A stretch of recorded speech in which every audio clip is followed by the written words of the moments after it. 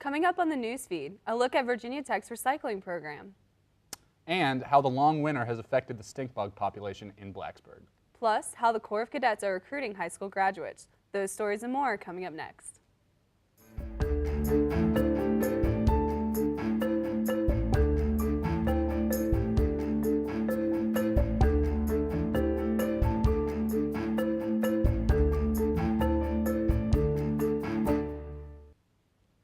Hello, and thanks for joining us on this edition of the newsfeed. I'm Will Clayton. And I'm Chelsea Giles.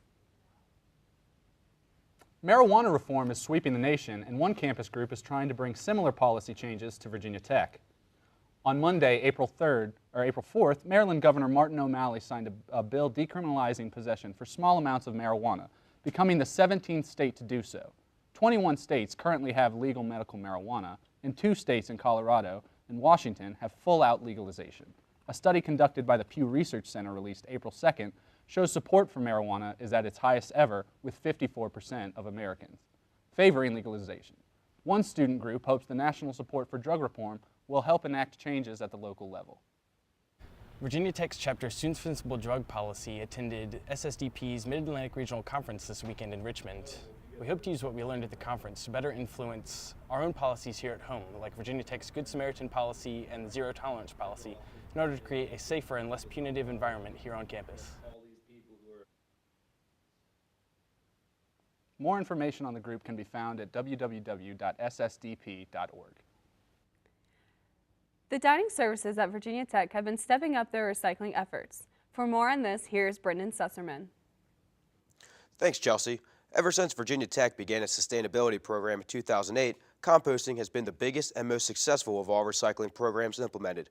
Every week, the company PME Compost comes to campus to pick up this material. Sustainability Coordinator Ryle Toombs explains what happens next. And then what's great is that we try to actually buy from them kind of cured compost at the end of that cycle. So the food waste that's being produced here is then being taken down to our farm, and so then we're producing vegetables that are being supplemented by that compost. In order to assist students, the app Sit and Sort was created. Here, the student picks where in Turner Place they bought food, then they click on the different items they bought, and the app tells them what to recycle, what to compost, and what to trash. Chelsea, back to you at the news desk. Students in Slusher Hall were shocked to find water pouring from their ceiling the night of Thursday, April 10th. According to reports, a student playing racquetball was the cause of the water. The unnamed student lost control, hit a sprinkler head, setting off the system and fire alarm. Students evacuated the building and were displaced into War Memorial Hall for several hours. Students in the floors above 9 were allowed in first at 2 a.m. after that section was cleared. However, it took several hours for cleanup crews to clear the rest of the students back in. Sean Peely, a Virginia Tech freshman, tells us of his ordeal. A little bit of confusion, just a little bit of panic, and then I guess everyone saw that there was water trickling down from the outside of the building. So I guess I could say I was just a little bit panicked, but I was just sort of wondering, is there this much water? Is it gonna drip on everyone's stuff? I think that was what everyone was mainly worried about, if their, $3,000 laptop's gonna get ruined. All in all, it only took students 7 hours to get back to their dorm rooms. Spring is here, and with warmer weather and longer days also comes the return of insects. The brown marmorated stink bug has been plaguing homeowners and farmers in the U.S. since 1994, when they were first brought over from China. Since 2010, there has been a boom in the population here in Virginia due to their preference of the Piedmont region and the ridge of the Appalachia. This species of stink bug particularly favors man-made structures, but graduate entomology student John Agner tells homeowners not to worry because they are a nuisance but won't cause damage. So in your house, it's difficult, and it's not going to be, it's not a control measure, so to speak, but it's certainly a way to help ease the flight inside of your house. The biggest thing is to try to keep them out from the get-go. You want to make sure that you do as much mechanical work that you can to try to keep them out. Agner also said that contrary to some people's beliefs, stink bugs don't lay eggs in homes or eat anything. They just want somewhere to live with moderated temperatures. College visits are becoming more and more frequent as the weather improves. That also means recruiting and the Spend the Night program for the Corps of Cadets.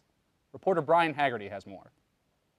The Virginia Tech Corps of Cadets frequently hosts visiting high school juniors and seniors as they go through the collegiate decision-making process.